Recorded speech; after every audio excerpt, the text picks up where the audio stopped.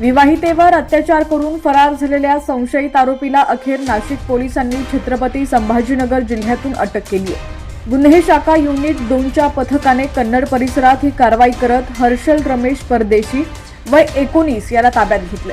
या प्रकरणामुळे परिसरात खळबळ उडाली होती। पीडित महिलेच्या तक्रारीनुसार आरोपी हर्षल परदेशी हा तिच्या घरी पाहुणा म्हणून आला होता। त्या रात्री महिलेचा पती रात्रपाळीसाठी घराबाहेर गेला होता। याच संधीचा फायदा घेत आरोपीने महिलेचे हात ओढणीने बांधून तिच्यावर अत्याचार केल्याचा आरोप आहे। या घटनेनंतर आरोपी फरार झाला होता। या प्रकरणी नाशिकमधील अंबड पोलीस ठाण्यात बलात्काराचा गुन्हा दाखल करण्यात आला होता।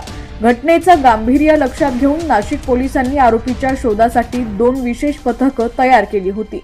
गुन्हे शाखा युनिट 2चे पथक त्याच्या हालचालींवर लक्ष ठेवून होते।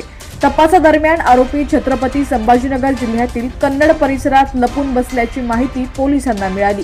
पोलिसांनी सापळा रचून त्याला पकडण्याचा प्रयत्न केला असता आरोपीने पळ काढण्याचा प्रयत्न केला। मात्र पोलिसांनी हार न मानता डोंगराळ भागात जवळपास 2 किलोमीटर पाठलाग करत अखेर त्याला पकडलं आणि बेड्या ठोकल्या। दरम्यान आरोपीला अटक केल्यानंतर पुढील कारवाईसाठी त्याला नाशिक पोलिसांच्या ताब्यात देण्यात आलंय। या प्रकरणाचा अधिक तपास अंबड पोलीस ठाण्याचे अधिकारी करत आहेत। महिलांवरील वाढत्या अत्याचारांच्या पार्श्वभूमीवर पोलिसांनी या गुन्ह्याची गंभीर दखल घेत जलद कारवाई केल्यानं समाधान व्यक्त केलं जात आहे।